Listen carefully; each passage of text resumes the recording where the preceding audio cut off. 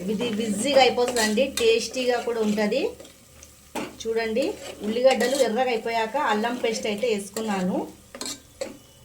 తర్వాత మనకు రుచికి సరిపోయేంత పసుపు వేసుకోవాలా.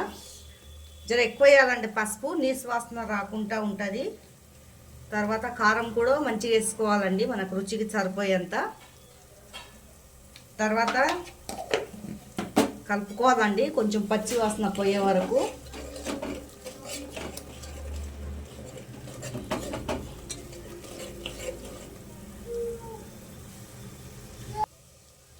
తర్వాత ఈ బోట్ అయితే వేసుకోవాలండి, నీట్గా కడిగి పెట్టుకుంది. చాలా బాగా అవుతుంది కర్రీ.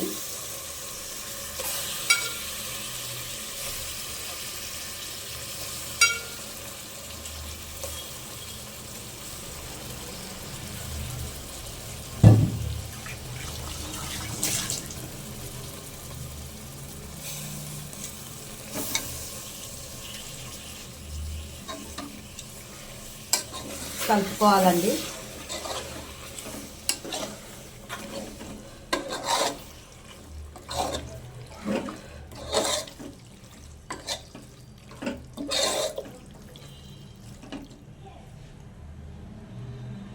తర్వాత ఒక 2-3 టమాటాలు కలేమాకు వేసుకోవాలండి. వేసి తిప్పి మనకు నీళ్ళు ఎంత ఉడుకుతుందో అంత వేసుకోవాలా. బాగా ఉడకనియాలండి, 5-6 విజిల్ అయితే రావాలా.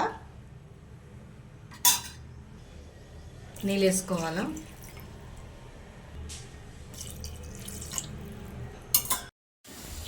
హాయ్ అండి, ఈరోజు సండే కదా, మేమైతే బోటి అయితే తెచ్చుకున్నామండి.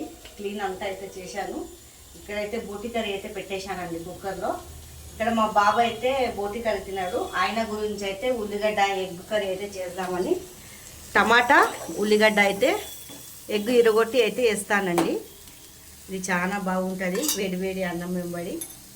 సండే కదండి, పని అయితే తీరది, పని అయితే చాలా ఉంటుంది. ఏదో ఒక కూర 2 కూరలు అయితే సండే రోజు అయితే వండుకుంటాము. అందరి ఇంట్లో అంతే, సండే రోజు అయితే పని తీరది. మాకు కూడా అంతే అండి. ఇక్కడైతే పొద్దుగాల నుంచి టిఫిను పనులు అంతా అయ్యే వరకు ఈ టైం అయిందండి. ఇప్పుడైతే వంట అవుతుంది.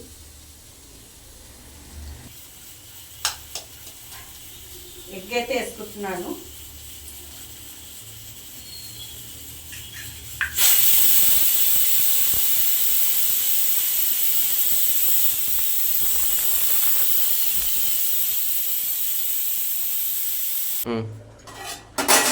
కుక్కర్లో కంచి కర్రీ తీసి అయితే నేనైతే బగారాలు వేసుకున్నానండి.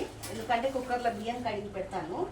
ఇక్కడ వచ్చి మసాలా అయితే వేసుకుంటున్నాను. పట్టా, లవంగ్, ఇలాచి, చికెన్ మసాలా, మటన్ మసాలా అయితే వేసుకున్నాను. ఇది మొత్తం దగ్గరికి వచ్చేయాలా. కర్రీ అయితే వేడి వేడి అన్నం వెంబడి తింటే చాలా టేస్టీగా ఉంటుంది. మసాలా అయితే వేసేసానండి. కొత్తిమీర కూడా వేసుకుంటున్నాను. కొంచెం దగ్గరకు వచ్చాక దింపేసుకోవాలా, చాలా బాగుంటుంది కర్రీ అయితే. బోటి కర్రీ మీ ఎంతమందికి ఇట్లా బోటి కర్రీ ఇష్టం ఉన్నదో కామెంట్ అయితే, లైక్ అయితే చేయండి.